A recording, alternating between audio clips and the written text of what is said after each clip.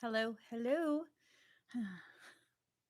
Welcome to my channel. My name is Emmie from Emmie Evolving. If this is your first time joining me, thank you for finding me. If this is not your first time, thank you for coming back.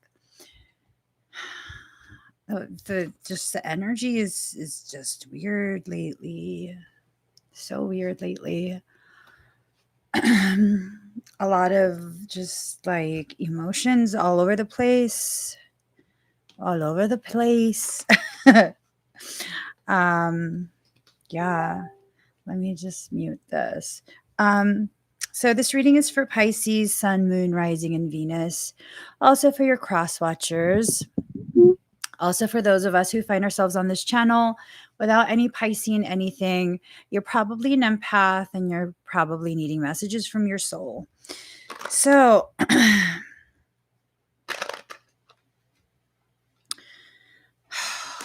guys, I don't know. The feelings are just all over today. All over. The sun will come out tomorrow. Bet your bottom dollar that tomorrow there'll be sun. So, hey, Oscar. Yeah. I'm just trying to compose myself. It's been very difficult to live stream for, I don't know if you guys know this, but quite a few months. Quite a few months, and it's just getting harder and harder. We'll get through it. We'll get through it, right? We'll get through it together. So I did ask what this reading was going to be about, and it totally has to do with emotions being everywhere. You know, are they even your emotions? Are they yours? Or are you feeling someone else? Is someone else having all of these struggles? Is someone else doing magical things to kind of really affect you, your journey, you know, your self-healing? Is someone interfering? You know what I mean? There's just a lot of different potentialities that could be causing whatever it is that's happening, whatever you're experiencing. So many different potentialities. I don't want to be super quick to jump on the like, oh, it's black magic, someone is cursing you, someone is this, someone is that. You know, let's explore other avenues first, okay? Before we go ahead and go on that. 1, 2, 3, 4, 5, 6, 7, 8, 9, 10, 11, 12. All right.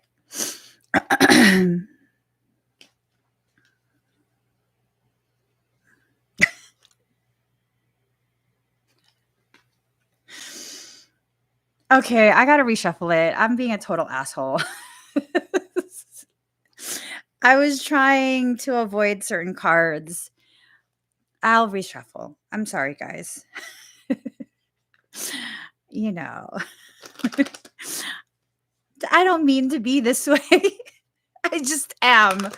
Okay, avoidance is hardcore today. Let me not even look when I shuffle. Like, girl, stop fucking around. You ain't got all day to do this shit. Okay? Okay. You ain't got all day. Your avoidance is just a bit much today. Having is like the weirdest dreams. Just the weirdest dreams. There was this man in my dream. And we were like at a casino, and it was like a family function. And then he just kept smiling. And why do you look so familiar? Why are you smiling like that? Like, what? What do you keep looking at me for? But he was nice. And then I realized, oh my God, he's a plastic surgeon on YouTube. Oh my God, he's a plastic surgeon on YouTube. Oh my goodness. Whatever. I think probably because yesterday I was telling my husband I'm going to get a nose job and a chin job. He goes, why? because those are the only two things my father gave me, and it's time to erase him. I'm on some other level of like triggered lately. I haven't even spoken to that motherfucker in years. But I was like, yeah, no, it's time to erase the nose and the chin. That's a whole nother level of what the fuck. 1, 2, 3, 4, 5, 6, 7, 8, 9, 10, 11, 12. I'm not really getting a nose or chin job. Let's get real here. I'm not really doing that. I was just being a little jerk yesterday or last night. That's okay. It's part of my attitude. All right. Let's pull from this deck. It's probably why I dreamt of a plastic surgeon. I don't remember what his name is, but he's this Asian man. He does what do they call it? Like ethnic nose jobs? I don't know. It's just like he has such a happy face though. Like he looks like he is just like this naughty toddler that's smiling because they're plotting. That's what his smile looks like. Yeah, I don't know. His work's amazing though. Not that I would get work, but his work is amazing. If you would like, no, I'm joking. Yeah. That's 1, 2, 3, 4, 5, 6, 7. All right. I don't even want to use the cards.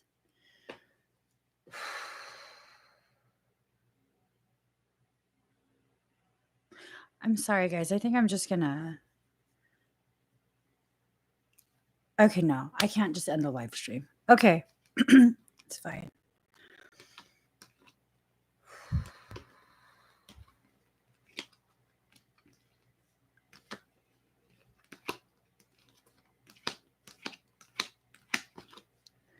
All right. Card number 5, follow your own rhythm. You're going through this process of self-healing, and there's really no like specific timeline or process that you have to be in. Everyone heals in their own time and in their own way. And when you start letting other people tell you how you're supposed to do it, how quickly, or if you're doing it too fast, or any of that, then it becomes something that's not a self-healing journey. It becomes something where you're just people pleasing again. You know what I mean? Card number 3, inspiration. Allow yourself to be inspired by your life. Just allow yourself to be inspired by your life. Allow yourself to experience the things that you need to experience, and not just learn from it, but really letting yourself share what you've learned with the people that you're drawn to share these things with. If not, what ends up happening is you keep this treasure trove of learning just to yourself. And then it's almost as though you also end up wondering, did I really heal myself? Did I really get past, whatever it is I'm needing to get past, get over, get through? And power of attraction. Okay. You're bringing to you the things that you need, whether it's conflict, whether it's resolution, whether it's a worsening of situations, an improvement in situations, whether it's anxiety, depression, like all sorts of different things. Whatever it is you're going through, you're bringing it to you for specific reasons. If you find the reasons and learn the lessons, that need for that type of situation, it gets erased, and then you won't have that situation anymore.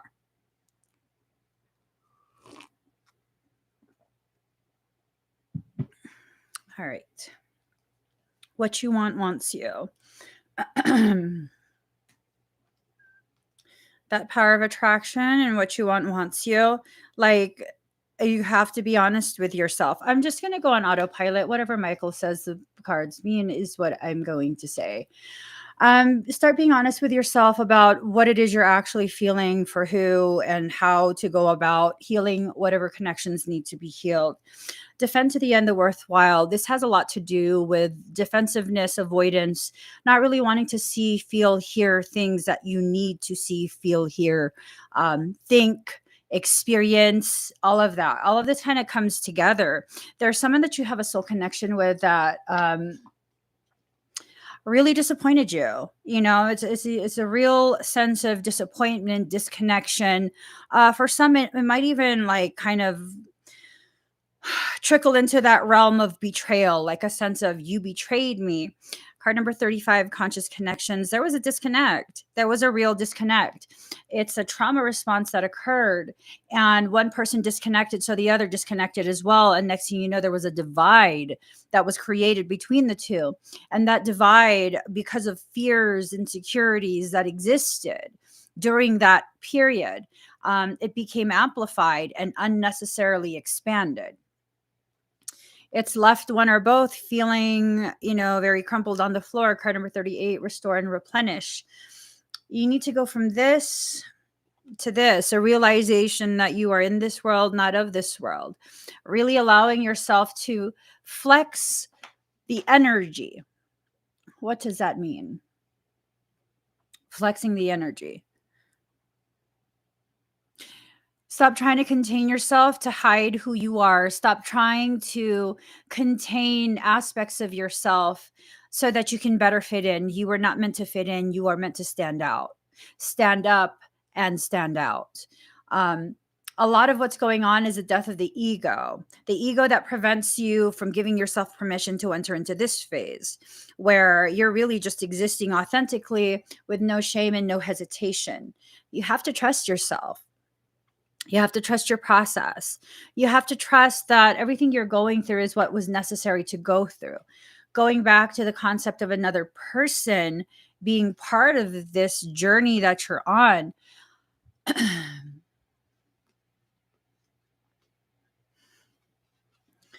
There are things that are, kind of being put into play that are pushing a reconnection to occur. Now, we have to just really eliminate this concept of, oh, it's my ex. It's my ex. You don't fucking know if it's your ex.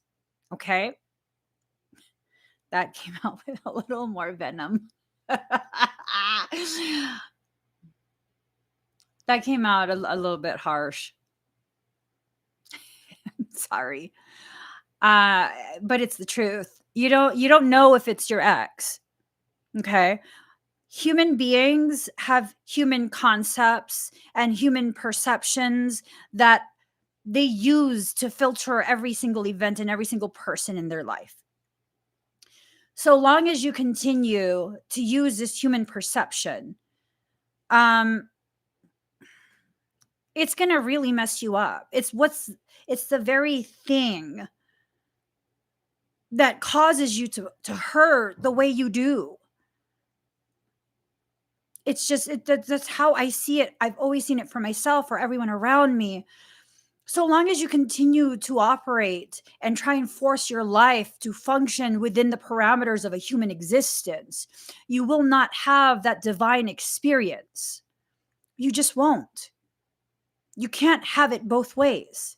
You're either going to enter into a place of divine experiences, divine connections, divine energetic unions, or you're going to be a human being talking about these things that don't apply to your human experience because you're choosing to remain within the parameters of that human experience. So what is the solution? Be a human being having a human experience. When the situation allows for you to transcend that perception that is so limited, rise up and see it for what it is. Whenever the twin flame stuff comes up, there's always at least one person that will comment like, oh, I don't want my ex back. How do you know it's your ex? How do you know it's your ex? That's like the same thing as when people who are in relationships are insisting their boyfriend, girlfriend, husband, wife is their twin. My husband's not my twin. That doesn't diminish the divinity between us. It doesn't. It doesn't diminish anything that we've experienced together. I've been able to experience more at such a healing depth and stillness with this man who is not my twin flame. He's not a twin flame. He's not a twin ray. He's not a twin nothing. I've experienced more healing with his presence in my life and experienced much more elevated divinity with him in my life than I have with basically all the other twin flames and the twin ray. All combined. All combined. Allow yourself to think beyond the box. Okay? It's that very human thinking that you are so committed to that got you in that position in the first place. Because you were so hell-bent on being able to slap this title on somebody. You put it on whoever you thought you could. Whoever could potentially be. And then you hurt your own feelings because you held on for so long to something that was so toxic. Oh, but he's my twin. I bet you he's not. I bet you he's not. You know how I know who my twin ray actually is? Like, as much as I've spent years trying to invalidate that, as much as I've looked for years for some sort of confirmation that that was a misidentification. Do you know how I know? Because they are an absolute reflection of all the things that I would never say. Truths that are so delicate and fragile that to say them would be to remove them from the divinity that they are. To be able to feel someone to the degree and place their happiness and their peace before your own desire for satisfaction. And that's shit that I would do without ever having to be asked. Because that's the way I would love. Where if I see that my presence would cause potential conflict and unnecessary struggle for the people that I care about, I will quietly bow out and be quiet and gone. That's how I know. Because I know I have zero problem removing people from my thoughts, from my day to day, from all of that. I have zero problem completely erasing any remnants of any type of connection with people. I literally have no problem doing that. But there is a continuation of being able to sense this specific energy. That's unlike any other person. The only other person where I can sense no matter what would be my husband. And of course, my children. Hello. But that's the thing. There was no need to have these conversations of like, the type of conversations that people have regarding this subject matter. Let people be who they are. Assess where you are. Allow yourself to heal within the space that you currently occupy so that you can pack your things and move to a different mental and emotional house within yourself. You have so many houses within yourself. So long as these houses remain unoccupied, you will have parasitic squatters that come and live in these places within you. If you build the house, they will come. If the house is not locked up and properly put away, the vermin will come. They will occupy.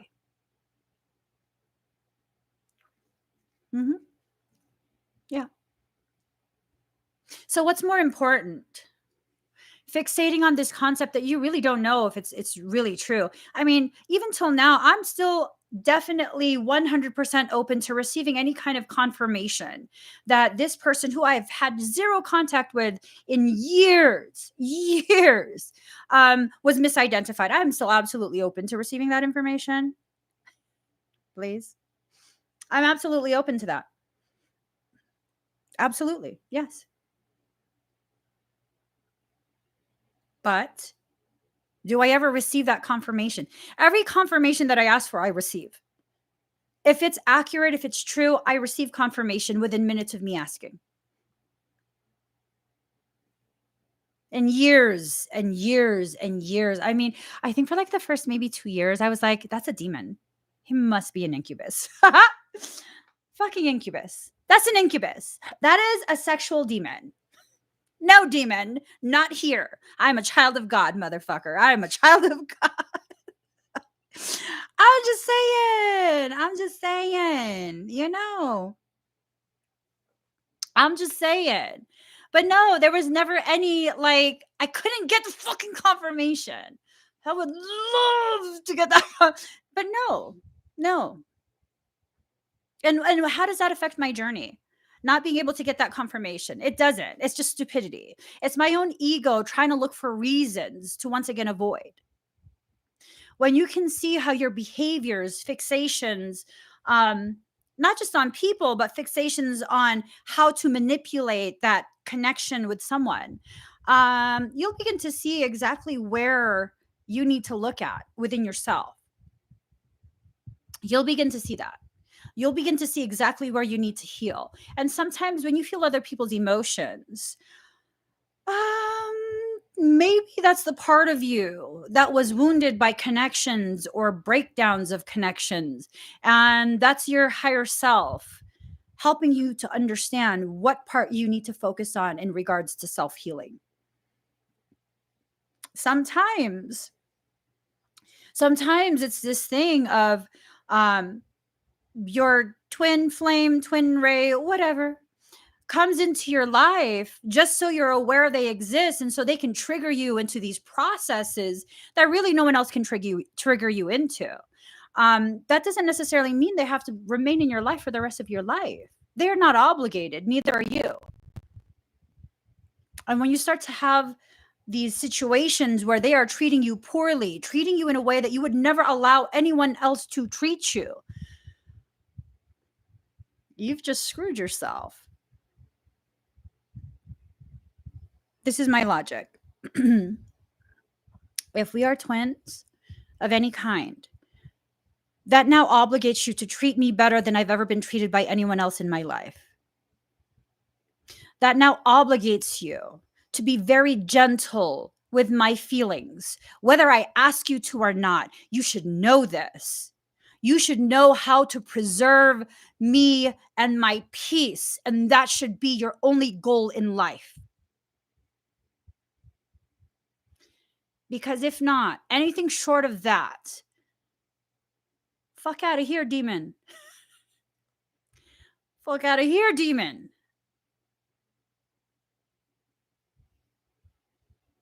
The only type of behaviors that are acceptable between twins is one that will help the other preserve their peace, their stillness.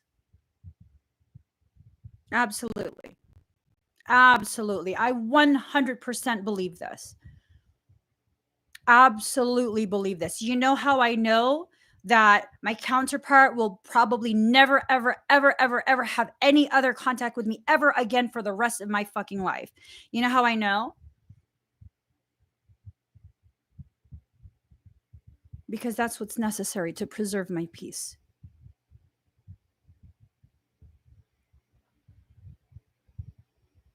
How much love is that?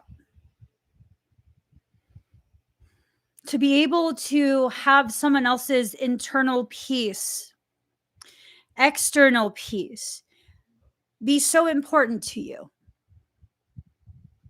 that you would respect boundaries that have not been spoken about. All of these games that people be playing where it's like, oh, this and that and yada, yada, yada. And, no. It's okay for you to be curious and want to see what's happening with their lives. I mean, I don't recommend it. That's how you hurt your own feelings. I don't recommend it. But that's a human thing. And, we're not just spiritual beings. We also have this human aspect to us. So, whatever it is, learn from it. Learn from it. And that's the most loving thing both counterparts can do when it comes to any type of interactions, where interactions are allowed to be the situations that help you to learn versus opportunities to take further ownership over someone else. That's not a twin. That's a human obsession. When you try and own someone, when you have this concept of they belong to me, they will be with me, that's human obsession. That's human obsession. It just is. I'm not saying you're a bad person. I'm saying recognize where you are within yourself so you can once again reestablish your internal peace. The truth of counterparts is they will always orbit each other. During times of struggle, they will feel each other. Does that mean you okay, so I feel something, I need to like go ahead and go out of my way to find their contact info and hey, hey, yo, hey, um I felt something.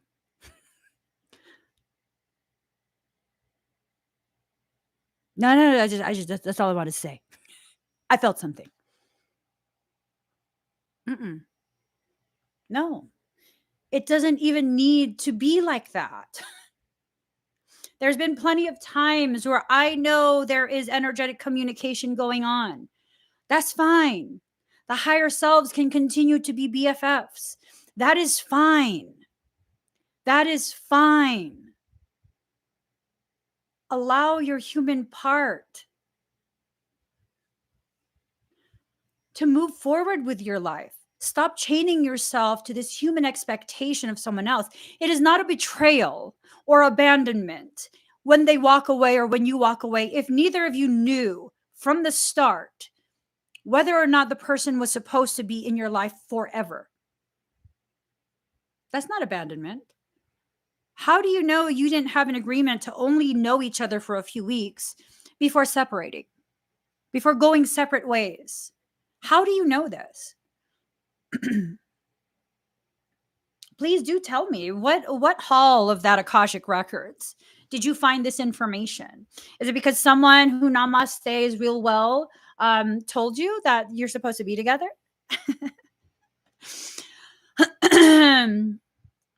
Honey, even whatever I tell you, and I'm accurate as fuck. Okay. And I say that with ego because, yeah, I'm that fucking accurate. You change something in your mindset, you change something in the way you see the world, whatever I saw is now skewed. If enough of your mindset shifts, and when I say enough, 5 degrees of shifting, only 5 degrees, okay? 5 degrees of shifting is enough to completely avoid an event. Whatever people see is only accurate for where you're at within yourself in that moment when they're seeing for you. Although I'm able to see quite far in the potentiality line, yeah, I can. I have highly developed precognitive abilities. I'm a precog. Why don't I offer precog services? Because that's a fucking lie. It is a lie. And I cannot lie to you like that. You shift something in the way you see your life in the world. Whatever I saw is now shifted. If you shift more than 5 degrees, that's not a lot of degrees. If you shift more than 5 degrees, what I saw for you has a high potentiality of not occurring. So then why bother? Why bother trying to control future events that are not even locked in? Why bother? Because of avoidance. It has everything to do with avoidance. You avoiding the things you need to feel, learn through experience. And how are you going to learn? Let's look at professions that require you to really know the ins and outs of your specialty. A good example of this is medical professions, right? Nurses, doctors. Um, You think you just finished medical school and that's it? You're a doctor? I beg to fucking differ. You have to go through your residency. What's residency? Well, a seasoned doctor answers for you. You have to go to them first to make sure you're not going to fuck up your patient. Nurses have to do X amount of hours of clinicals. You need hands-on experience to learn the things you need to learn. You will not learn based off of books. You will not learn based of other people's lectures. Other people's perceptions could potentially help you better understand your life and your journey, but they are never to be used in place of your in real life learning. There's a lot of people who will tell you otherwise. A lot of people who will tell you otherwise, who will try and convince you of this and that and yada, yada, yada. Whew.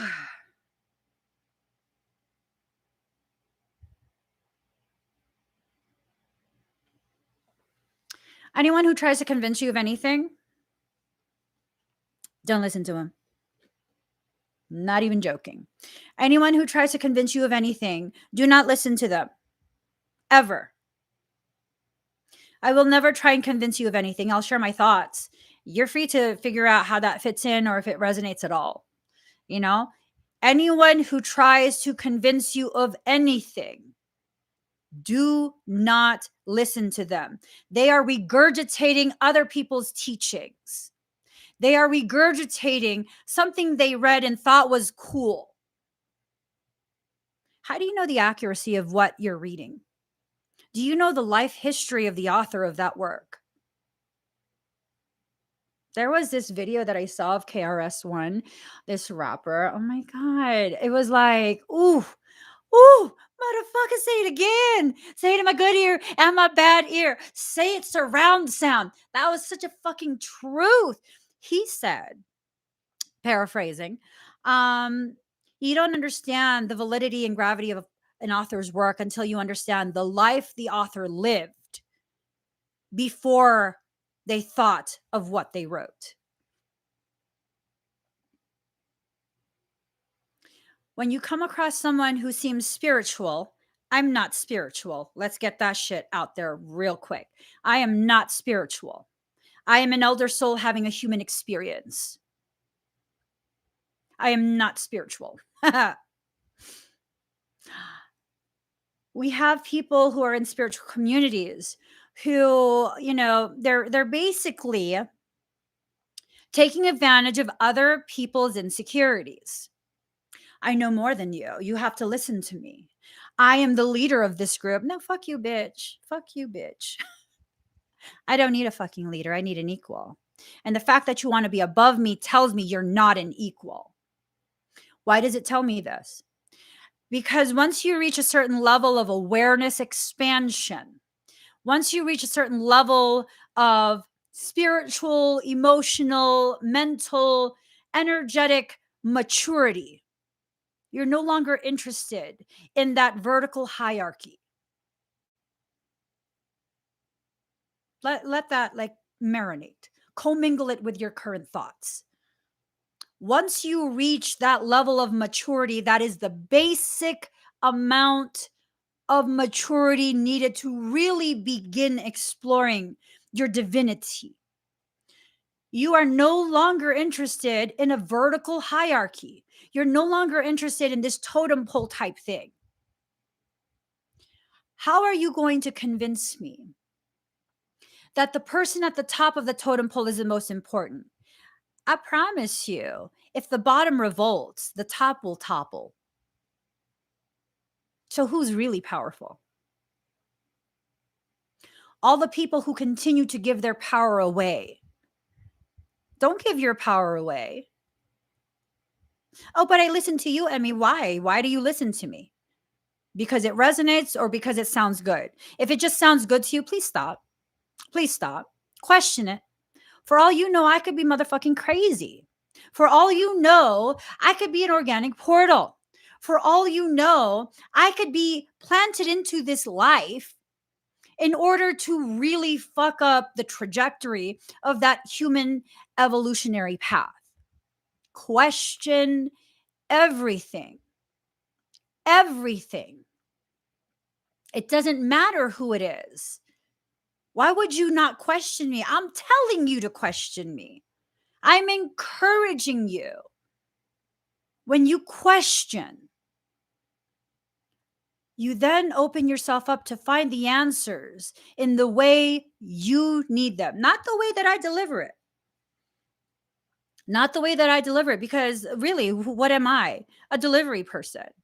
That's it. I'm just a speaker. That's it. Like a speaker, a boombox. That's it. That's all. That's all. And people might be like, oh, you're just diminishing yourself again. I mean, no, you know what? Being a speaker does not mean I'm weak. Please. Understanding the gravity of my presence includes understanding that really I could potentially be insignificant to you in your journey, and that's okay. That's okay. I'm not here for approval. I'm not here for people to follow me. I don't even refer to you guys as my followers. Y'all are my people. Don't follow behind me. Follow right beside. That's it. We need to be equals. And if you're in a place where you can't see me as your equal, don't make me grab you by your motherfucking throat and pull you right beside me. Stop that shit. Oh, but you know so much more. And so someone got to know what's fucking dangerous so I could be like, hey, yo, you getting too close. I wouldn't touch that. I don't know. Go ahead. Looks for first aid kit. I'm just saying, the people who know more are the people who are more obligated to help support those who don't know as much yet. Yet. Okay? Yet.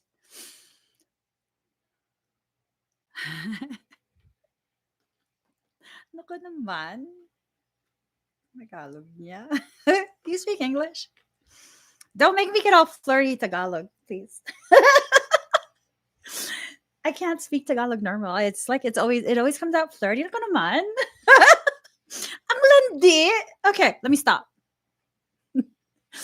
Let me stop. It comes out hella malandi. So let's just stop. Let's go back to English. Card number 42, the word wants to be written. Maybe you need to write a diary. Maybe you need to see your life in black and white. You know, it's one of the most powerful things I experienced over the past couple of years is when Michael really shut me down for like a week or two. And in order to process that period of my life, I had to write. He told me I was going to start the story of my life. Okay, that's what it was supposed to be about, the story of my life. And so there were a lot of things that I was writing, you know, typing it out, seeing it in black and white. Oh, you begin to understand the gravity of how you were treated and what you experienced when you write it down. That's all I can say about that. That's all I can say about that. You know, I have a total survivor mentality, and it doesn't serve me in my attempt to survive this experience by really going deep into the emotions and the gravity of how that behavior, that action, that event affected me down to my core. I tend to like avoid that. But when you write it out in black and white and you read it back to yourself,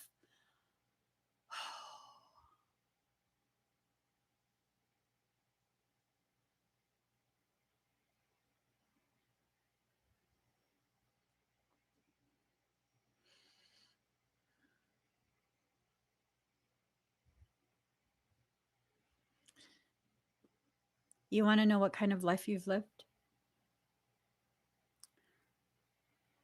Get a diary. Get a diary. Allow yourself to become very familiar with your emotions, with the way your life has affected you. I didn't understand how strong I actually am until I did this. I didn't understand the gravity of the maliciousness that I've lived through until I did this. I didn't understand my unwillingness and incapability of, I'm incapable of surrendering. I just am. I'm incapable of surrendering. Oftentimes, even to my soul. I'm incapable of surrender.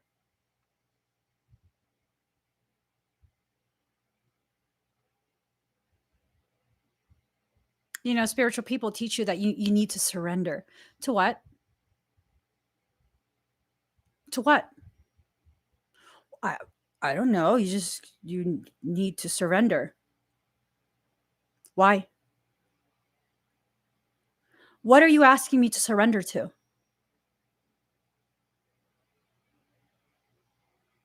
And why? And no one gets that. No one knows the answer. They can try and come up with this really spiritual sounding thing. The reality is, in order for you to participate in that surrender program, it's just like the forgiveness program. You have to admit there is an actual war going on within you. You have to admit to yourself that the human you does not trust the spiritual you.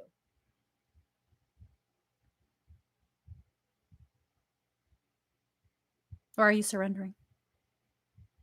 I don't have to surrender. My soul works with me. There are many times where my little quirks cause me to not want to comply immediately. I've developed enough to know when I actually need to comply. I'm not rebellious in that way. I like to play around like I am. The reality of it is, I'm not. I'm highly compliant with my soul and my journey. Now, there are times where I will go through things that are very difficult. And because of my lack of understanding, I pause a little bit. I move a little slower. Does that mean I'm at war with myself and my soul? No. It means I'm thinking. It means the human aspect of me is trying to better understand how to approach a profound spiritual experience. That is not evidence of my lacking. That is not evidence of my failure. I was having this like really deep conversation recently. And I came to the conclusion of certain things. What we fail at in life are the things that we try and do because other people told us to. Yeah. I was sharing, the failure of not finishing medical school. I'm highly capable of finishing medical school. I am. I'm highly capable of graduating at the top of my class at an Ivy League school. I am. When I walked away from the process of matriculating so that I could apply for medical school, I was getting over a 4.0 at UC Berkeley online classes. Don't fucking tell me I failed. I made a decision. I literally made a decision. I made a decision to not put myself into debt for a career that I did not want, just to please people who were never pleased with me to begin with, because I'm non-compliant with a patriarchal system. I did not fail at medical school. I did not fail at nursing school. I did not fail at the naturopathic program. I made decisions for myself. Those are not failures. Those are redirections. My soul said no. My soul said no.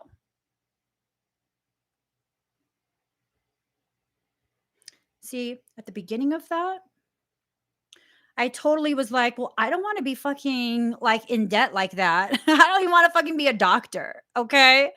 Um, Came up with an agreement with my mom, set the intention.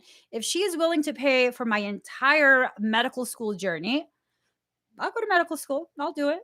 I mean, the whole point of me going to medical school and becoming a cardiothoracic surgeon with a secondary emphasis in neurology, plus moonlighting as an ER doc, just for shits and giggles, was to be able to have enough earning power to financially take care of my parents, because that's what my culture teaches me.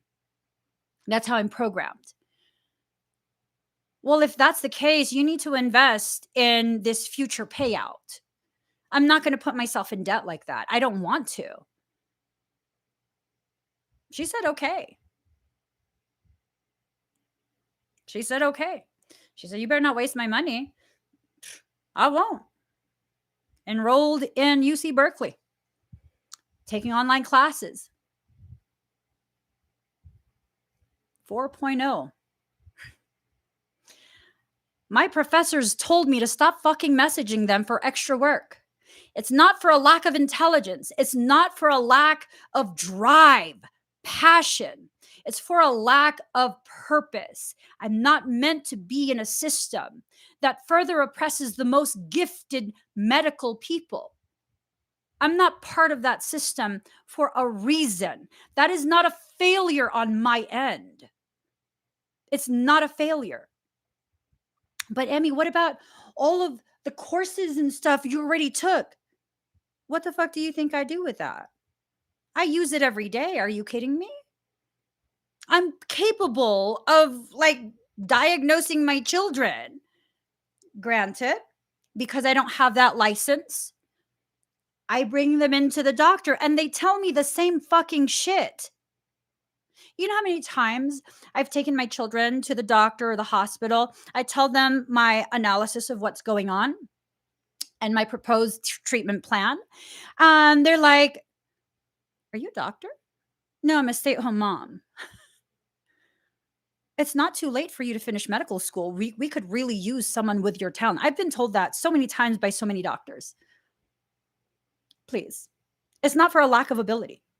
It's for a knowing of what my purpose is. My purpose is not to further fluff an industry that is not about actual healing. No, I refuse. I refuse to feed that monster. No, I don't want to be a part of that. When you decide you don't want to be a part of something, it's not a failure. It's a redirection. And it's not a waste of your time and energy and life to have already invested X amount of years into something. And listen up, because this applies to relationships. If you've been in a situation for 5 years, that's a 5-year investment in your growth. That's not a waste. That's a 5-year investment in your growth. When that lesson is done, when that growth is finished, when you have maxed out the capacity of that situation, relationship, career to continue to grow you, it's time to walk away. When you reach that moment where you're no longer growing and you continue to stay because you've spent X amount of years there already, that is the waste. That is the waste. That's the waste, not the 5 years of growth. It's the 10 years after that growth that you stayed because you already spent 5 years. No. To this day, I still have people tell me, especially family, like, oh my God, you're like so smart. You should just finish medical school. No. Mm-mm. I'm not bound to that. I don't need that shit for ego. I promise you, I could go toe to toe with any fucking doctor.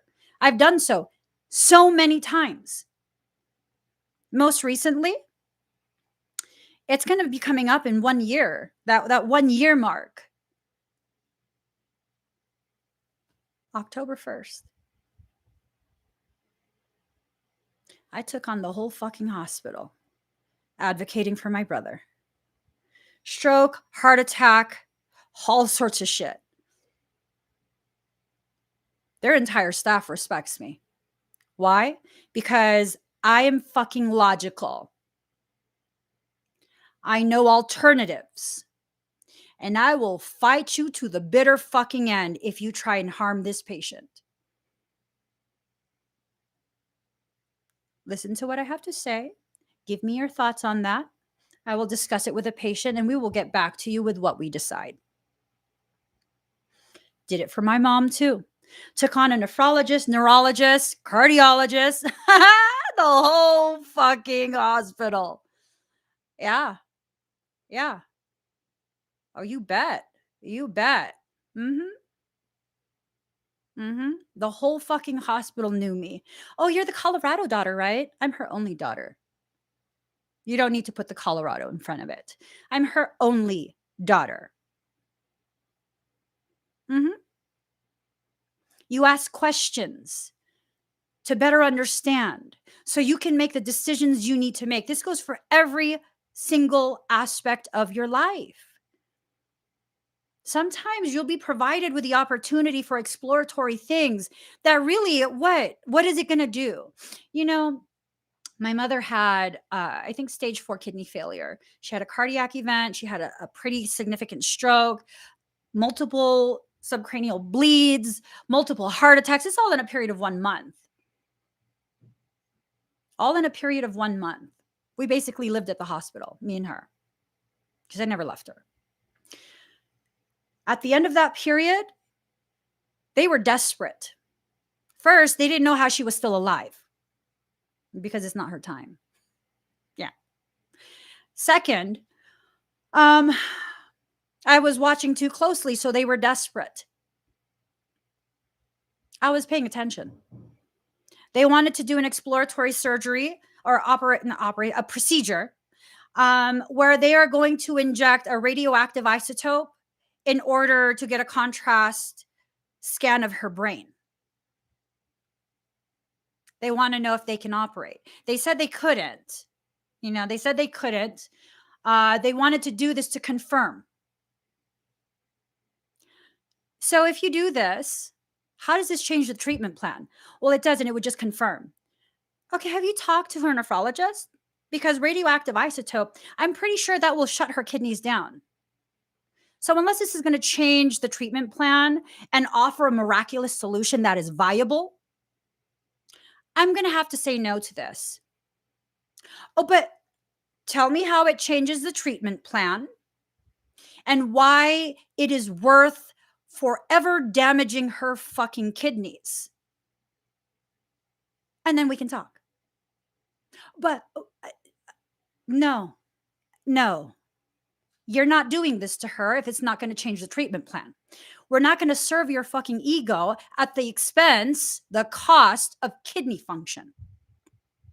No, it wasn't a CT scan. It was something far more advanced. It's almost, I want to say it's almost like an MRI that they were trying to do. I don't remember exactly what it's called anymore, but there's this like, it's like a circular structure that flows blood through the brain, circle of Willis. They were hypothesizing based on all of the symptomatic presentation and all of that there was a blockage, a clot somewhere there. And they wanted to go ahead and like take out the clot, break it up. I'm like, why would you do that? If it's self-contained, why would you do that? What if a clot escapes? What if a component of that escapes? That's another stroke. And they're like, well, there's risks to everything. No, those are fucking unnecessary risks. She's stable. You give her the blood thinners, you leave her fucking brain alone. She's stable.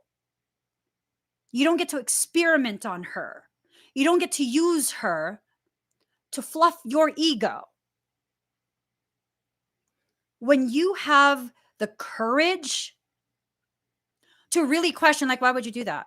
Why is that necessary? Because I wasn't just fighting the hospital. I was fighting my entire family. They were like, you couldn't even finish medical school. You don't know what the fuck you're talking about. Then why are the doctors listening to me?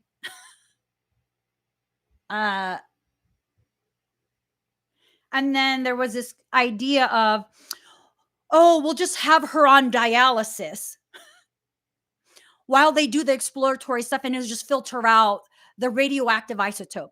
Okay, well, first off, they need that in her system to be able to see.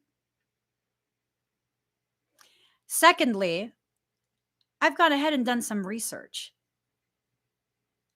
There's nothing that shows dialysis before, during, and after will preserve the kidney function. The kidney still gets damaged and the whole body takes a hit.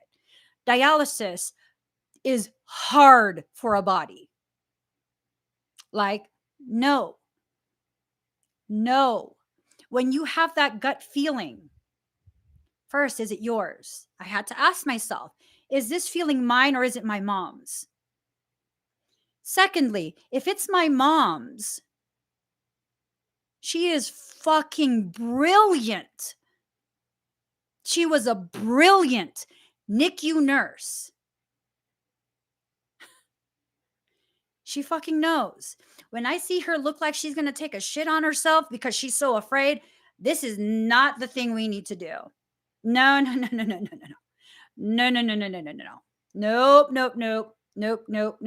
Nope. Whether it's my emotion or hers, she's fucking brilliant. You can even say bordering on savant. Medical savant. Years ago, she got in big fucking trouble with a doctor because they gave up on a newborn. They gave up on the newborn. Coworkers called her in. She was minding her own business. This was not her patient. They called her in to LND, labor and delivery. And what happened? She's fucking brilliant.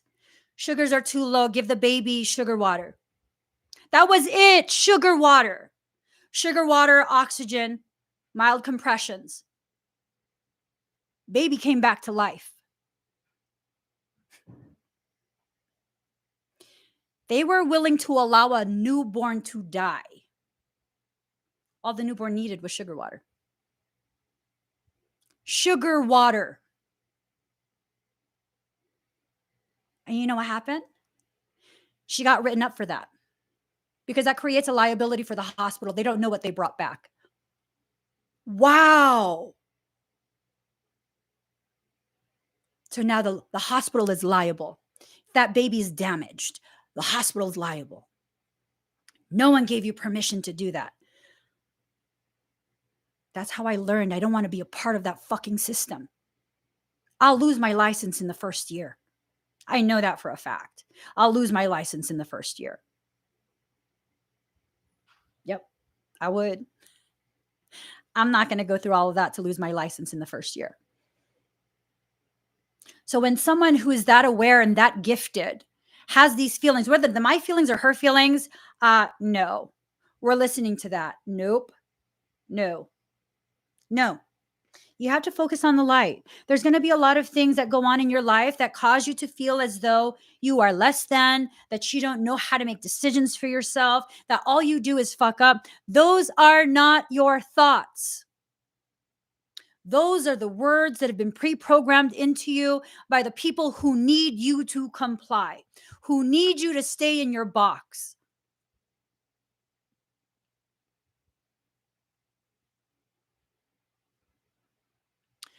She got in trouble because the doctor didn't clear it, and nurses have to do what the doctors say, not do what they think, and then the doctor is made aware.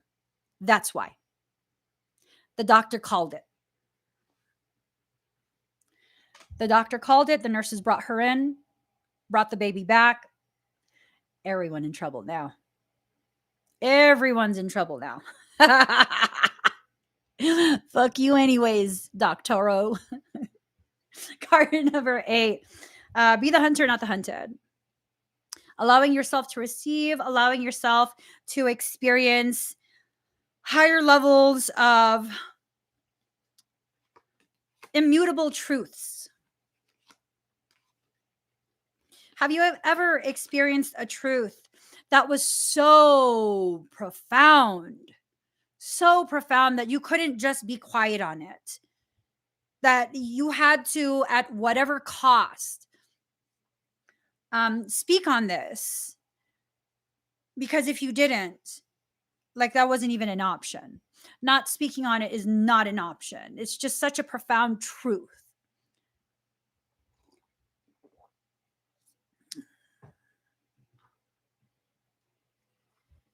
Yep. Sometimes, if you want to help your family with alternatives, they tell you to sign a waiver telling you that it's your responsibility if things go wrong.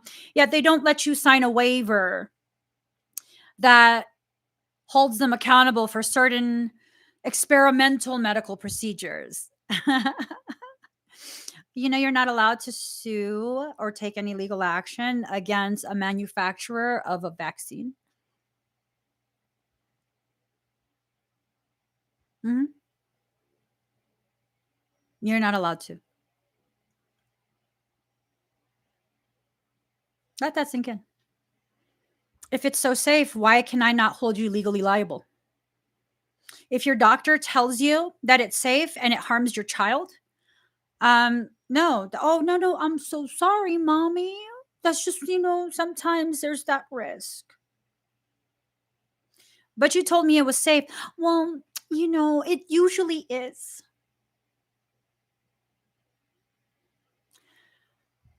I got a Asperger's diagnosis for my child.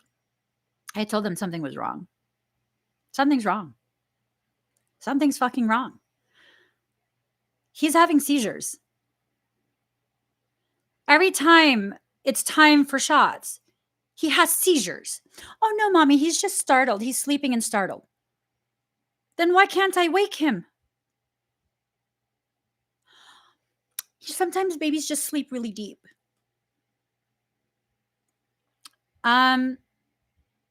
Startled is like, woo. It's not for a child, like the hands up and yeah, that's not startled. That's not startled. And they told me for a very long time, several years, oh no, he's fine. He's fine.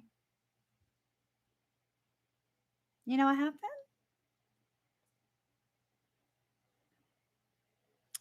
I was told by a specialist who specializes in profoundly gifted children to go ahead and use my insurance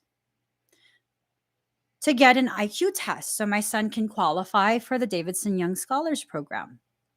That gives you a $25,000 grant, as well as the advocacy group and support that you need to properly advocate for a profoundly gifted child. Yes, I use my insurance. In order to do that, you have to go see a family psychologist. That's why we were there. For the first visit, it's only the parent because the child is so young. The psychologist asked many, many questions regarding the child. Based on those questions, the psychologist said, oh, your child has Asperger's. What? No, he doesn't. Referred me to the regional center. The regional center. Okay. When she met my child, oh no, he's just really smart. Oh, okay. No, he doesn't have Asperger's. I didn't realize that when someone called me to tell me, yeah, we have a cancellation, come in, that it was still for that. So I came in. It was like a 5-hour assessment. At the end of that 5 hours, oh, your child has Asperger's. What? Extremely high functioning Asperger's. He's able to mask his struggles because he's so highly intelligent.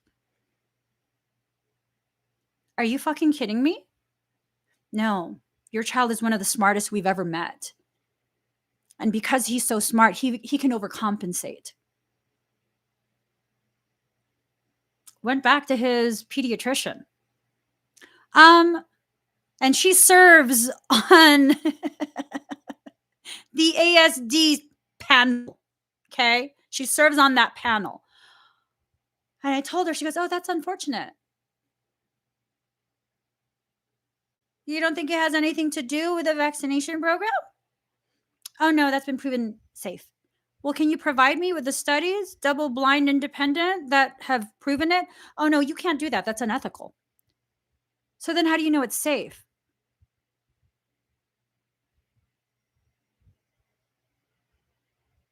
How do you know it's safe? Couldn't say shit. Couldn't say shit. You know how she changed the subject? Oh, I see that he's ranked in the 99.999 percentile. Have you heard of Mensa? Bitch, I'm talking about Asperger's. Don't fucking bring up Mensa. I'm talking about Asperger's. I can write a referral and I'm pretty sure they'd waive all the Mensa fees. Like, he qualifies. I don't give a shit about Mensa.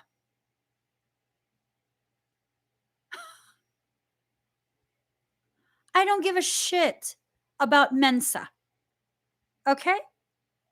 Like, no, no. I'm not here to talk about Mensa. And if you think that that's going to like get me to shut up, my child was invited to attend Stanford by Stanford University. We didn't apply. I don't give a fuck about Mensa. You need to answer me. You need to explain to me why you told me up and down that this is safe, that he wasn't having seizures at 3 months old, 6 months old, 18 months old.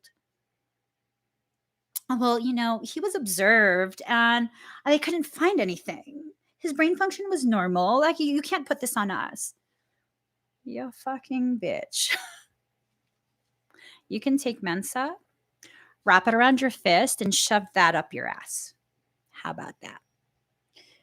Now you know why I really don't trust the medical system. I can't be a part of that shit. I cannot be a part of that shit. Where you are told things as though they are medical fact when there is no evidence. No evidence to prove it as fact. None. They don't tell you about the MTHFR gene mutation. When you have the MTHFR gene mutation, you have a higher likelihood of having an adverse reaction to inoculations. You have a higher likelihood.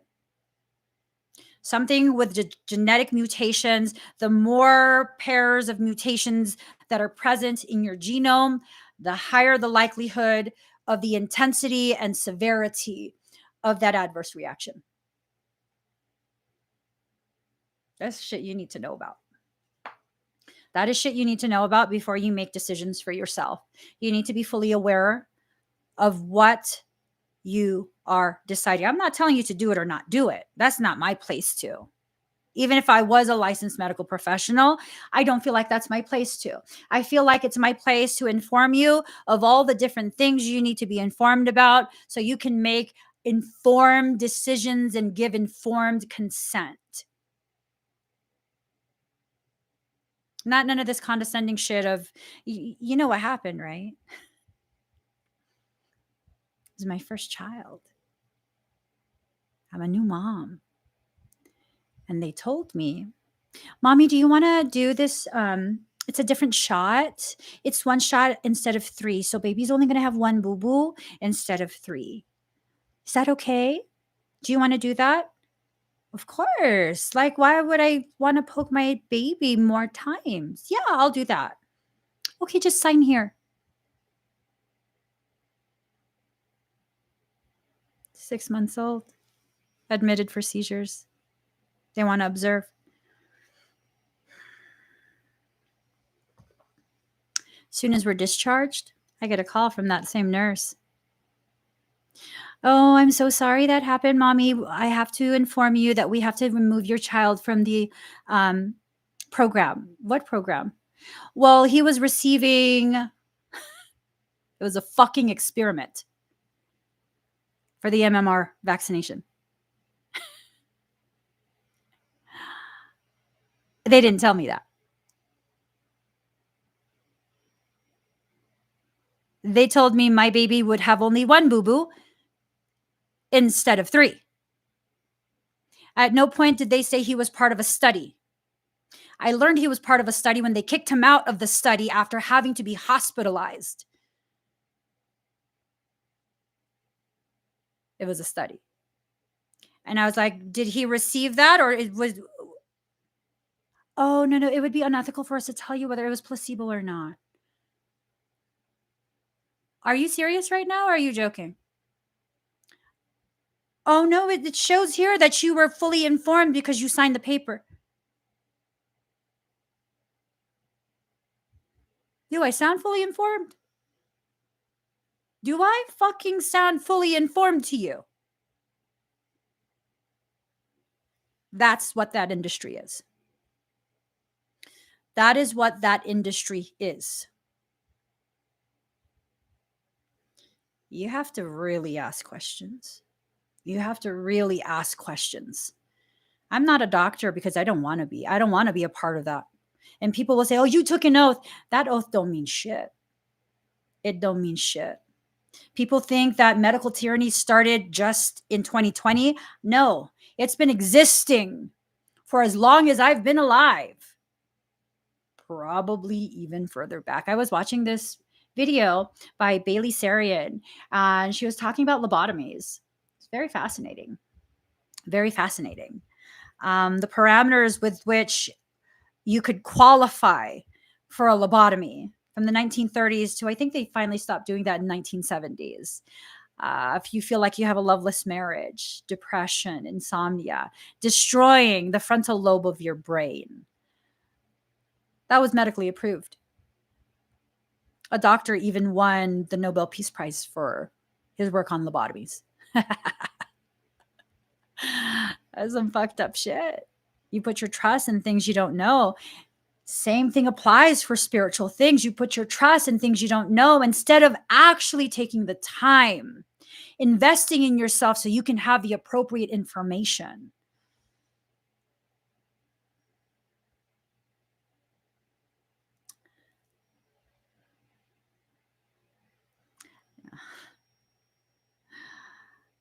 In order for tyranny to continue to exist, you have to not question it.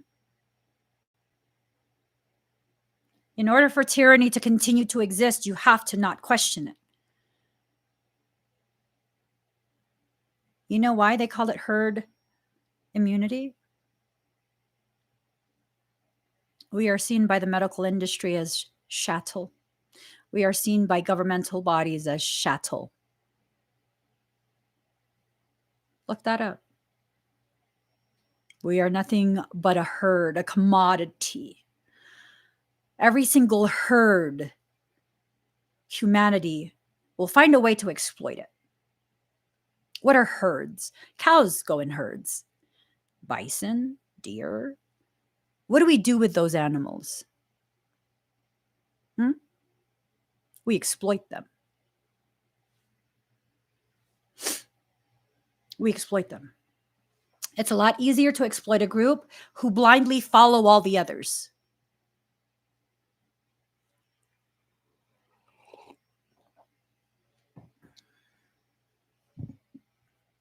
I don't care if I trust you. If you tell me something, I'm going to look it up my damn self.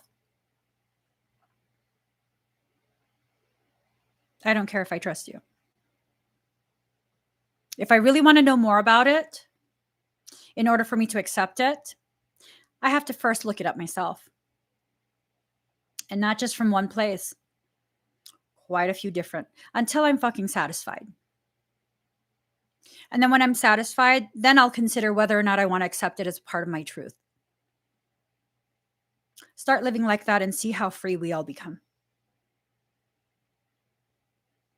Now, doesn't mean I'm going to be like, no, you're wrong. I'm going to look this up. It's going to be, oh, how do you spell that again? That's interesting. And then I'm going to look it up. Thanks for sharing that with me. And genuinely mean it. Thanks for sharing that with me. That's fucking interesting. Wow. Where'd you hear about this? I'm going to go look it up. Chattel. Yes, let's hold on.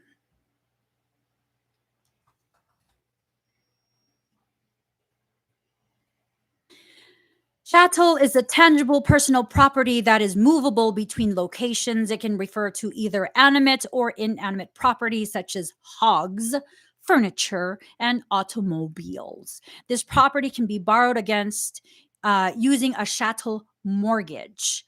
What is human chattel? Filters. Human beings considered property that is slaves. That's what chattel is. Look it up. Chattel. Card number 50, shadow work. The whole of the collective is in a shadow work type of stage right now. This is where we all are. Needing to look at the things that are hidden within the shadows. Because what is the shadow? The shadow is everything that society tells you you cannot be. That's the shadow. And then we have spiritual people who tell you that the shadow is like the evil part of you, the part of you that must be punished. Like, shut the fuck up and calm down.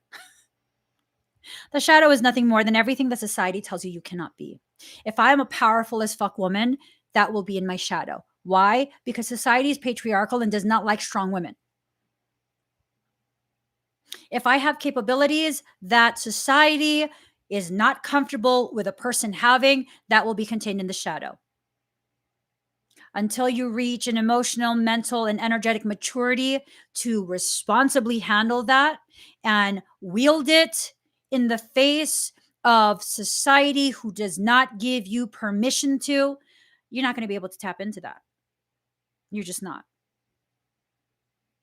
You're not. It's okay. You shouldn't. You shouldn't until you're ready. And it's this thing of like people trying to say they're ready. I'm ready. You have no idea. I'm ready. Yeah. Then why hasn't it happened for you? Because you're not ready. I've had people in the past who, years before I allowed myself to be publicly visible, they found out I could do DNA activations, and in my inbox, non-fucking stop. I'm ready. I'm ready. You don't understand. I'm ready. I need this activation. All right.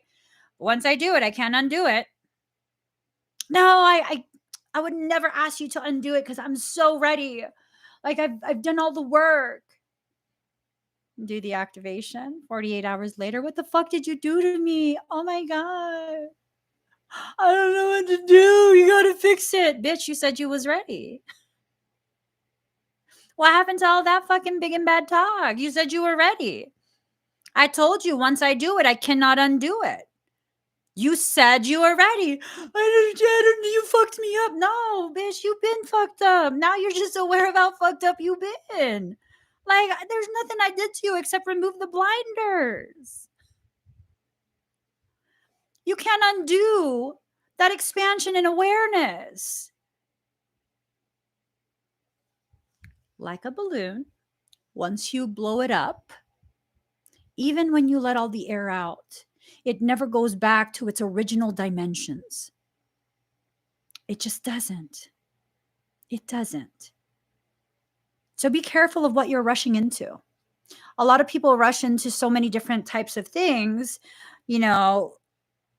convincing themselves that they're ready. Ready for what? Do you know what happens when you have that session? Do you know what happens when you become aware to that degree? Well, yeah, I become powerful. I become better than everyone. Have a seat. Let's do it. Have a seat. Let's do it. I'm going to document this. No, I don't do that to people.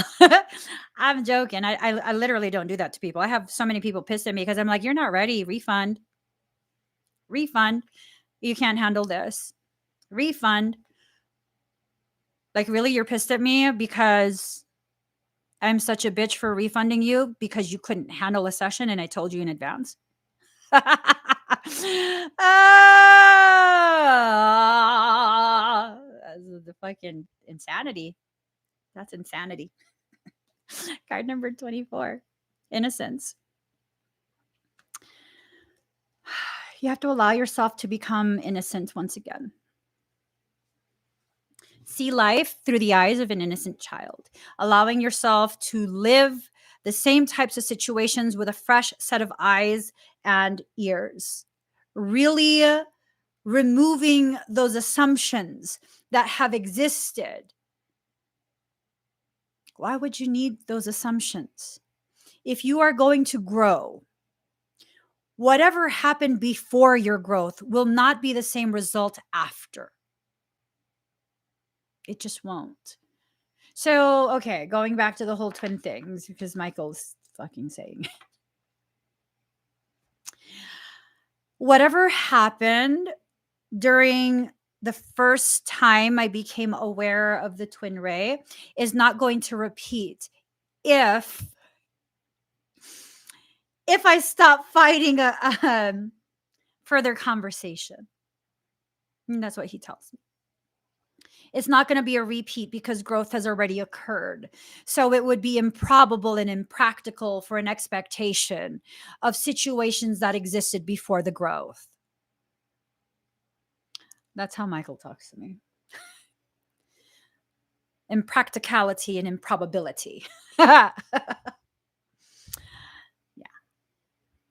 Once you grow, truly grow, you don't react and experience the same situation the way you did before you grew. You just don't. You don't. It's the equivalent of being a first time parent and not really knowing what the fuck to expect out of this little human. And then having multiple children, it's just a free for all now. It's like, you dirty, go change your shirt. Whereas first child, oh my God, we got some of the milk on the bib. We got to change the whole outfit. We need matching socks too. I was that kind of first time mom. The whole outfit had to be a whole outfit with a matching bib, matching bucket cap, matching crib shoes with a matching socks. Like, no, we just, When you have more than one child, it's just like, oh God, your shirt will dry. You're fine. Your shirt will dry. You will be fine. If you don't like it, go get a clean shirt. Do not put that dirty shirt back in the clean clothes. Put in the dirty pile and stop playing with your damn drink. So it's that now. I mean, my kids are a little too big to have that type of conversation. It's kind of just like, bro, what are you doing? Okay, I'll stop. That's our conversations. Bro, what are you doing? Okay, you caught me, mommy. I'll stop messing with my drink. Card number 4, build up, see Joel. Before you can build yourself up, you have to first be torn down. So long as you're in human form, you have finite space for growth.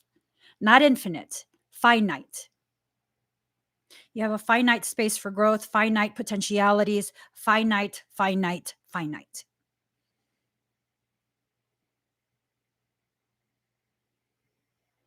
So why do you fight the process of tearing down the structures that no longer serve their purpose properly and safely?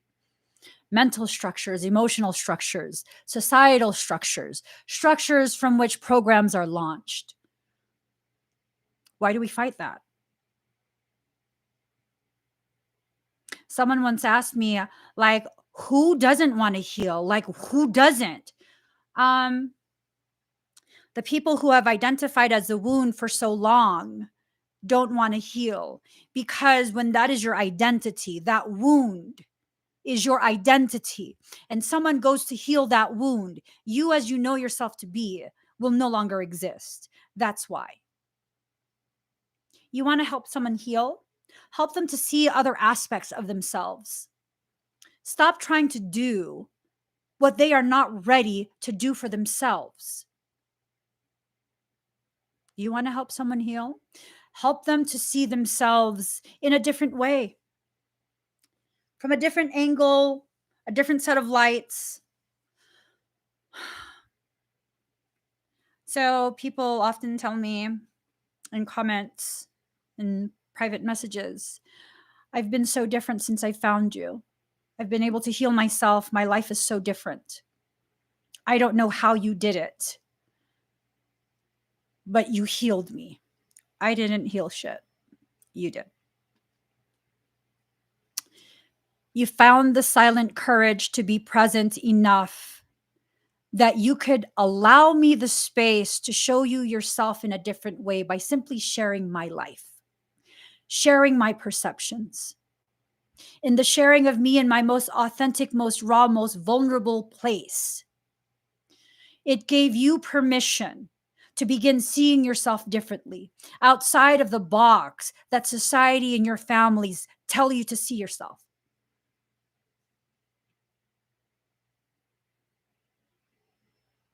Yeah, that's it. If you want to encourage someone to heal, if you want to empower their self-healing, you help them to see themselves in a different way. Once they can see themselves in a different way, they begin to understand the wound is not my identity.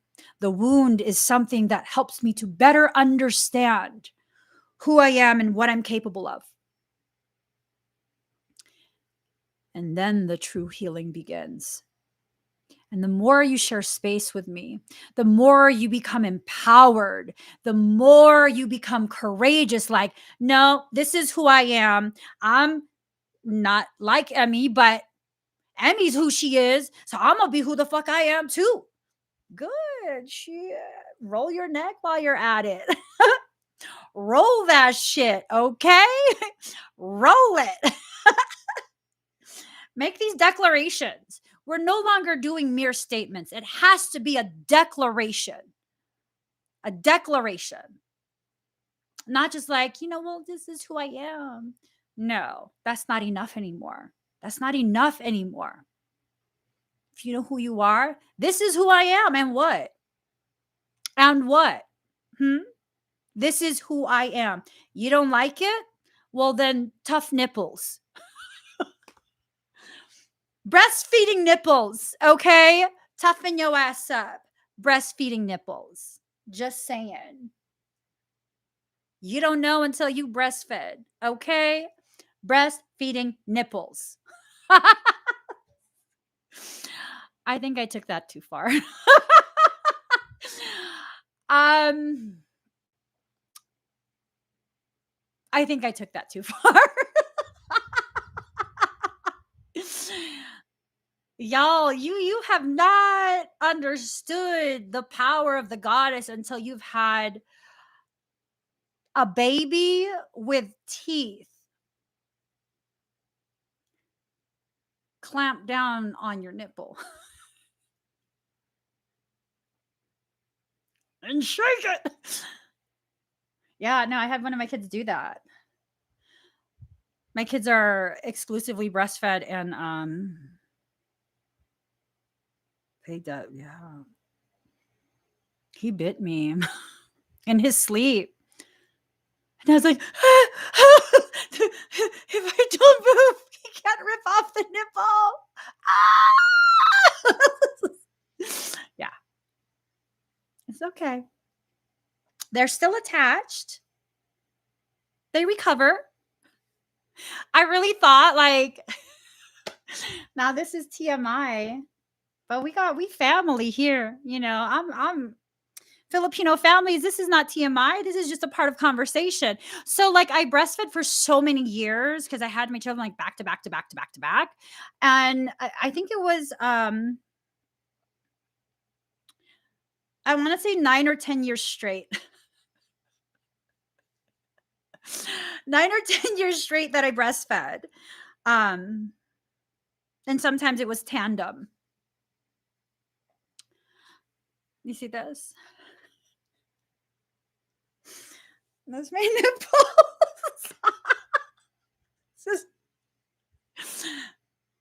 this whole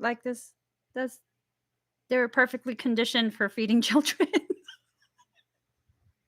Put that on the resume. I'm just saying. And then I was just like, my nipples are ravaged. They're not. I got pinky tips for nipples.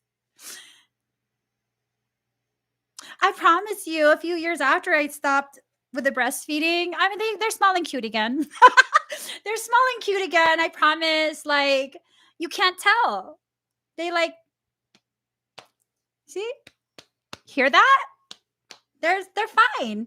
They're fine. There's no like pinky tips in the shirts anymore.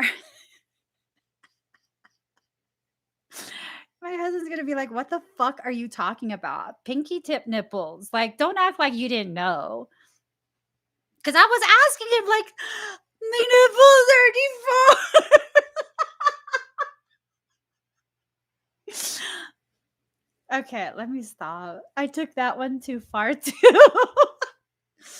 Yeah, it's fine. They went back to normal. They went back to normal. I'm not joking. I was so would show you. I don't care. But no, I think my husband would care. Yeah, no, I always breastfed in public with no cover. I'm not putting my kid under a fucking blanket. If you're uncomfortable, stop fucking looking, perv. There's nothing sexual about feeding a child. You're the one with the sexual issues. I had someone's child, like, I was breastfeeding at the mall.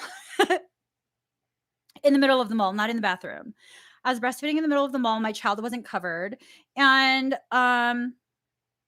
someone's like, I don't know, like a 5-year-old or something, was literally standing in front of me staring with like their finger in their mouth. Like that, right? And their parent, like, hello? Is this your child? Yeah, no, they didn't tell their kid to like, hey, give them privacy. No, the child sat there or stood there and watched me breastfeed. To which after, after a few minutes, I asked the child if he was hungry. Are you hungry? Are you thirsty? Kid didn't know what I was talking about. I wasn't offering a boob. I was trying to assess if he had some basic life needs that his parent wasn't fucking fulfilling. And I was like, ma'am, I think your child is hungry or thirsty.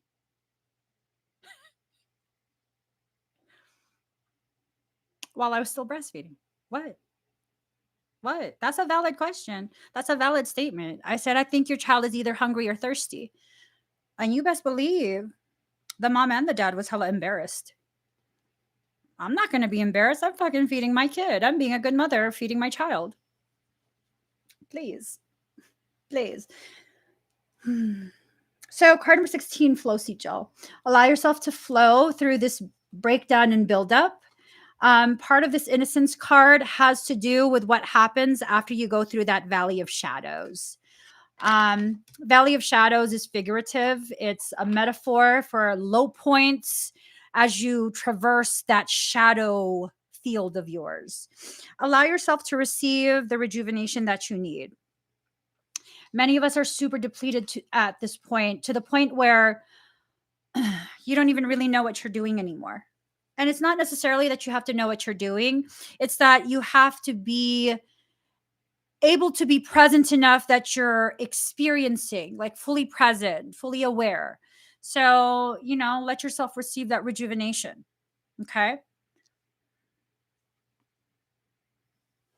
You're going through a shedding cycle and you have to accept yourself as you are. Excuse me. You have to accept yourself as you are.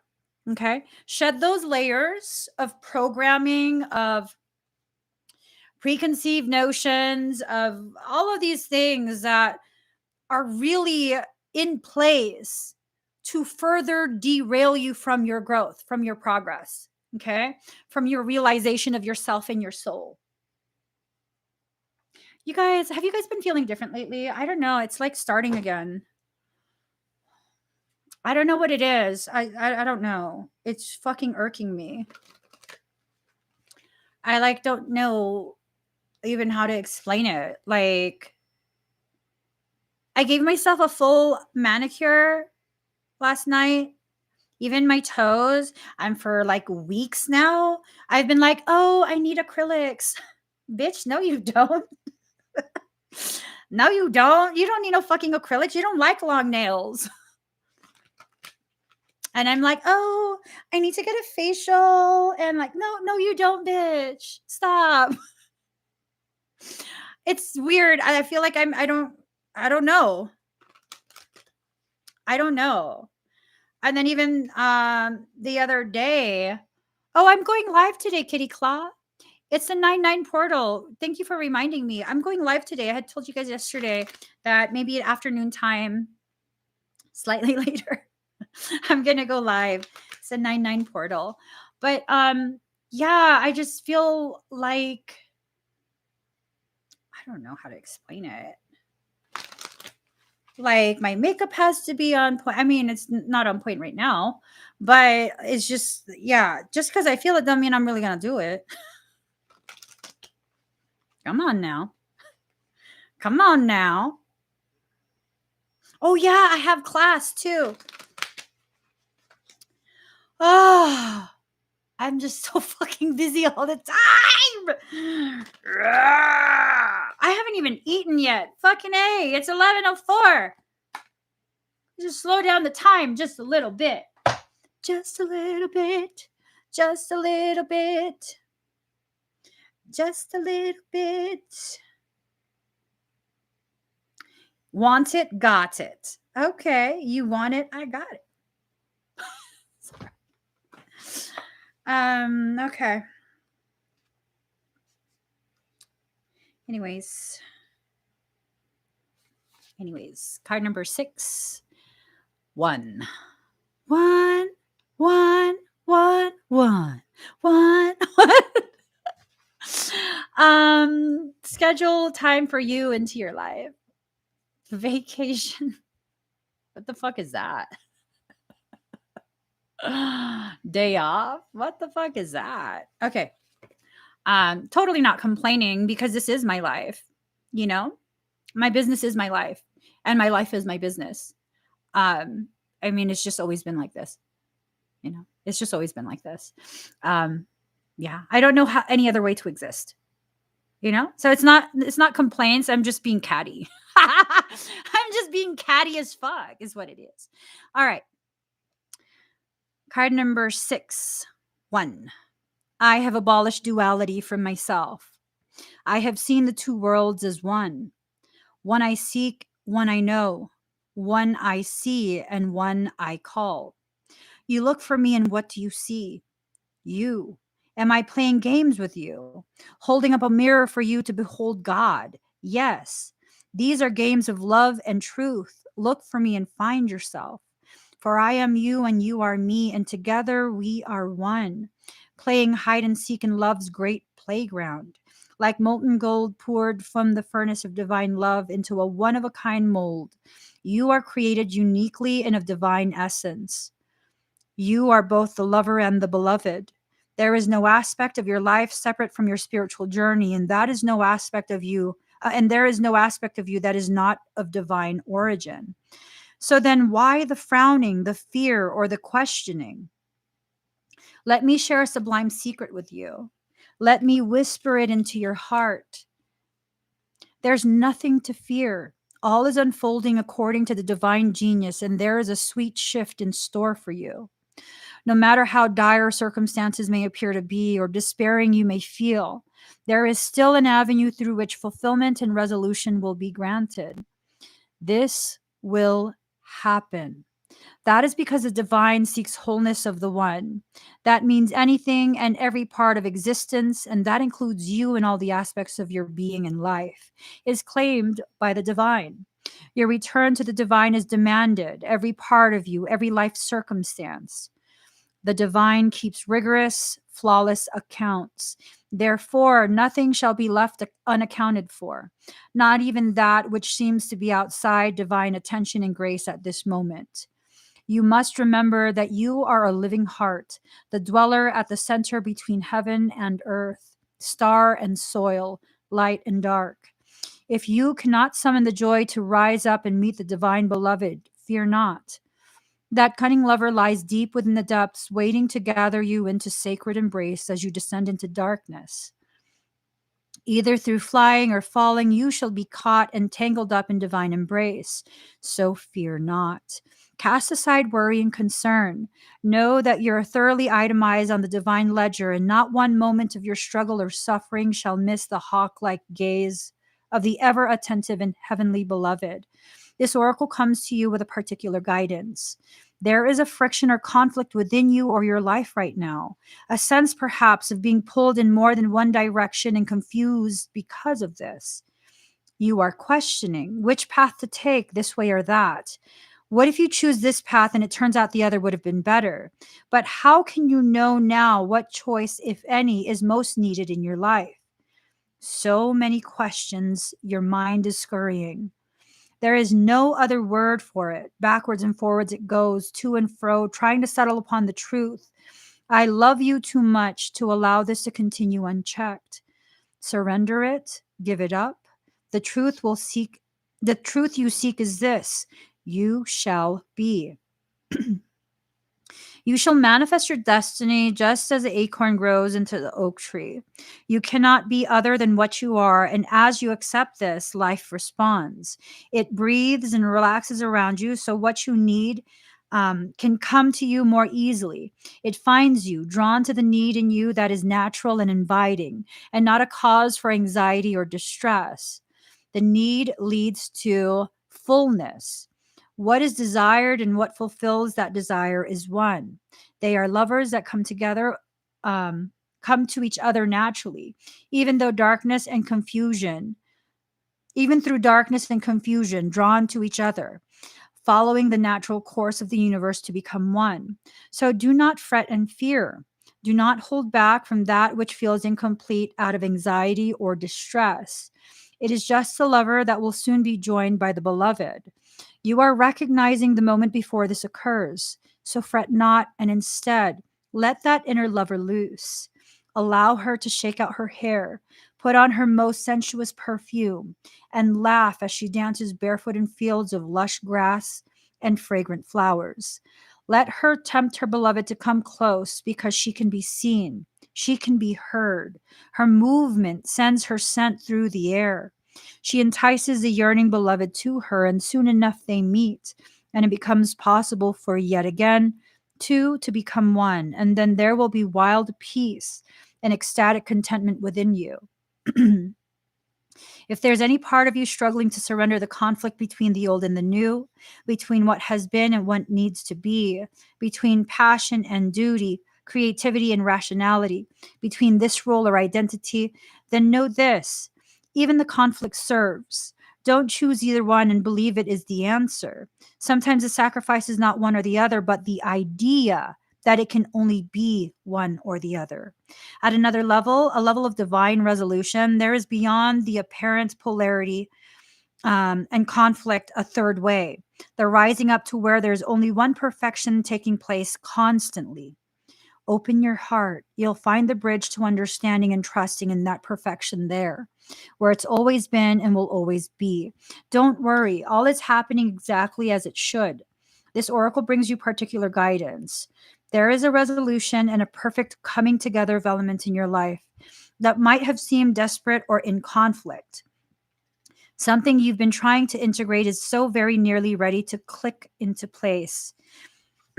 Perform a sacred honoring ritual and stay with your process.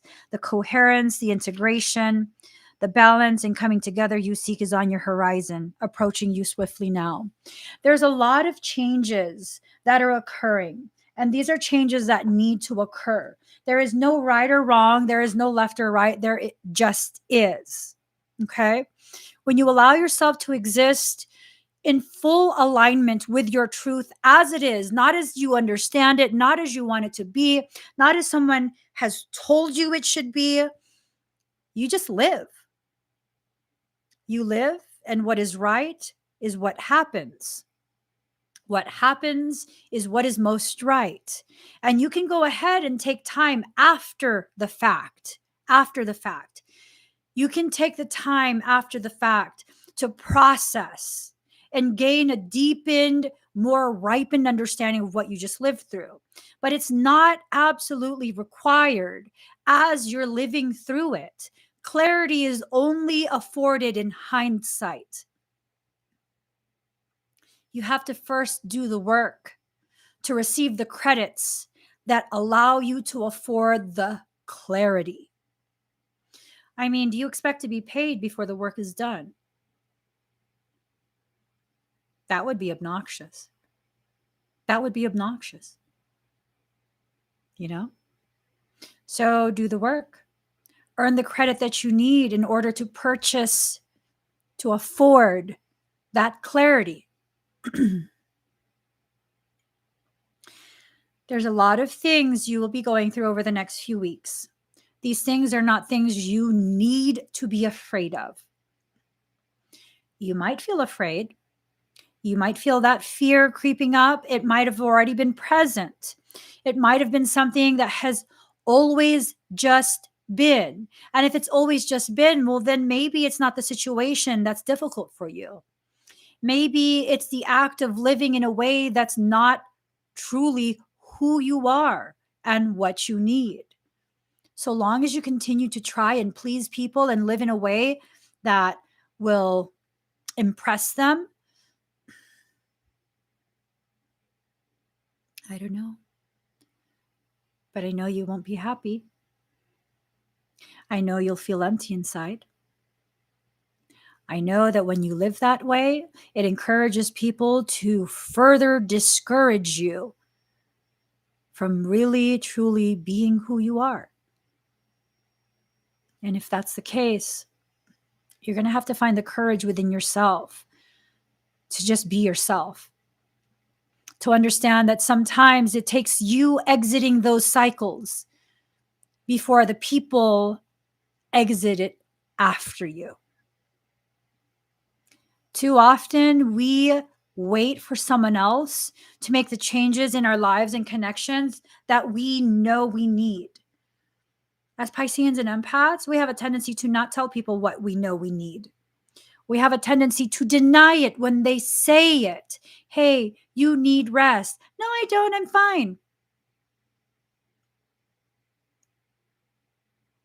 You can be fine and still need rest. You can be a savior and still need saving. You can be powerful and weak all at the same time. You can be a problem solver and a victim of circumstance, stuck in a rut. Be a total being. Even in my moments of sadness, moments of anxiety, I know there is still a stillness within me.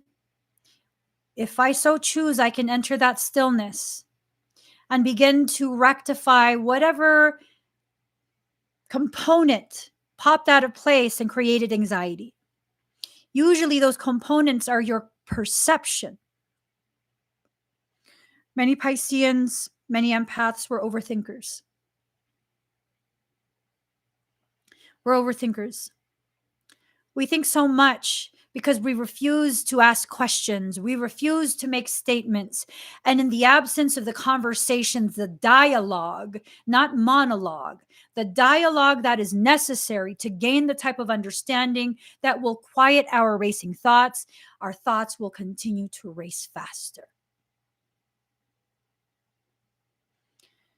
You want your racing thoughts to stop? Face head on the very thing you are racing away from. You're afraid about someone? Face it. Face it head on. Look it in the eyes, face it head on. What's actually going on? Are you afraid of the person? Are you afraid of the circumstance? Or are you afraid that you are in a situation that you cannot get yourself out of? You only can't get yourself out of a situation if you're not aware there's a situation. The moment you start having those fears, that tells me you're aware there's a situation. So that fear served its purpose. You are now aware. Once you are aware, you are obligated to yourself to seek out feasible solutions. Not for everyone, for you. For you. Long gone are the days where you need to find a solution for everyone at the cost of you, your growth, your internal peace. If you are going to be leading your micro environment out of these cycles, you have to show them healthy self love. That means, no, I'm not going to participate in that. I know you guys are counting on me to lead the charge in this bullshit drama, but no, I'm not. That's no, that is not worthy of my time and my energy. Y'all join me over here. Leave that shit alone. That's like, it's not worth it. Leave that shit alone. They can do the drama on their own. We don't need to participate in any of that. We just focus on our growth, our peace. I promise you, without your air, your attention is the air that the drama breathes. Without that air, without that attention, that participation, it chokes itself out. Well, that's easy to say. I mean, no, it's not easy to say. And if it's even harder to live through. Do you understand how many times I have lived through this? Do you understand that? I don't talk about things because they sound cool. I talk about things because my memory is triggered. These are events of my life. And this is what I learned living through it.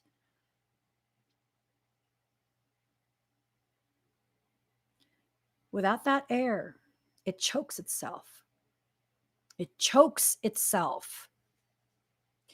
And even though it's choking itself, it will tell everyone, oh my God, she's choking me. Well, maybe you like it. Maybe that's your hand and you're choking yourself and you wish it was me choking you. I'm sorry. I need my hands for work. I'm not down with your bullshit. No. I need these 3 fingers to do my work properly. So no, I'm not going to choke you. I might take off my slipper and slap the shit out of you with it, but I digress. It might injure my money makers. I'm just saying. I'm not allowed to say that. I don't give a fuck. I'll say whatever I want to say, and I will own the consequences of what I say. And that's how you free yourself. You can't do this thing of you're going to do whatever you want and no one can hold you accountable. That's bullshit. That's bullshit. That's stupidity right there. Yep. That's bullshit. That's a bullshit logic. And whoever told you that lied to you and set you up for extreme struggle. You can do whatever the fuck you want, but you will be held accountable. Yes. You own the consequence of the causation you chose. So go ahead and do whatever the fuck you want.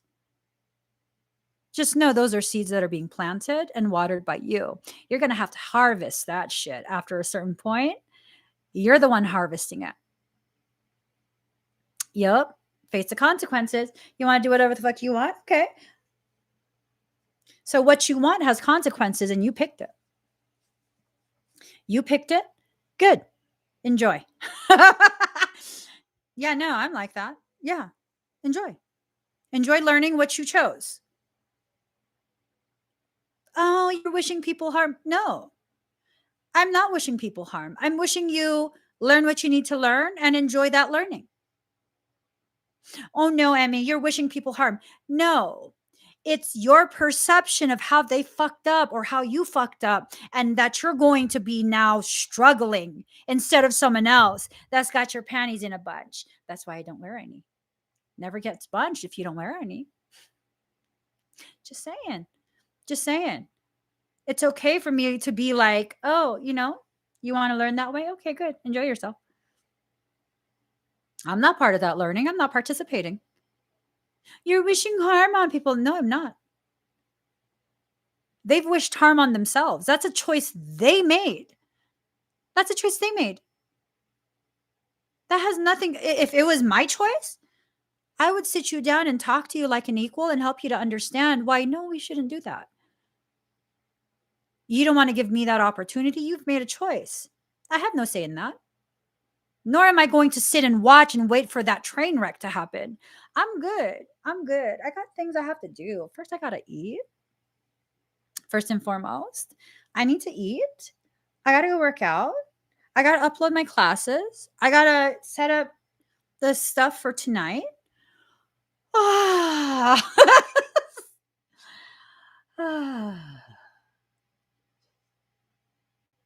going to take a nap. Please give this video a thumbs up. If you haven't already subscribed, please do subscribe. Turn on that notification bell. Join me when I'm live. If you want to learn how to work energy to protect your etheric space, because there's some shit that's going to be coming up soon.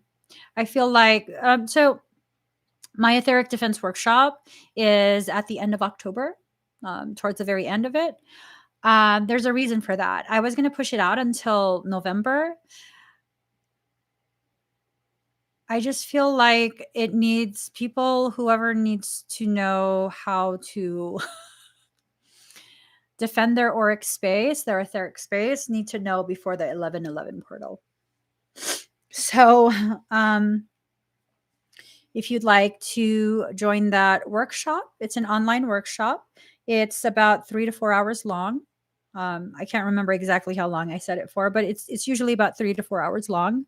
And you'll be able to come on with me and try the exercises with me so that we can really see what areas you need to make some adjustments and things like that. But yeah, I'm going to be teaching how to defend your personal space, cloaking, shielding, clearing stuff. It's not parasitic extraction, but it's my hope that if you can become comfortable with these techniques, you won't need an extraction. That's the thing.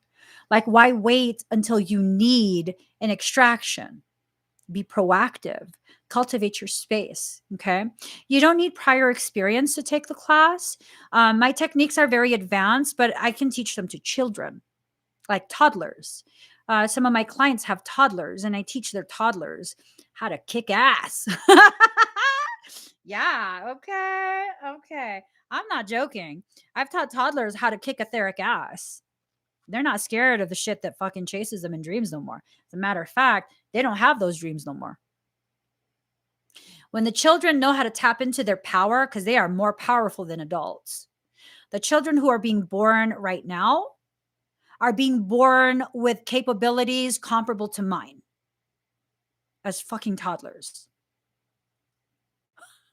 I'm just saying, when you teach them how to tap into that, they'll protect the whole fucking family. Like one of my kids, that's not the one. You don't want to fuck with that one. One of my little ones, that's not the one. You would fucking shatter all your chakras looking at you. That's not the one. Don't fuck with that one. Don't. He's badass. All my kids are badass. All of them. But that one in particular, don't make him go Super Saiyan, because I'm just saying, no Super Saiyan, Stand down, soldiers. Stand down. All right, I gotta go, guys. I'll see you later on. I'm gonna go ahead and set up the times and everything for today's live stream. Okay, I'm gonna be doing expedites. If there are things that you want, energy work, personal readings, you could join me then. Okay, so I'm gonna see if I can get that done before class. I'll see you guys. Bye.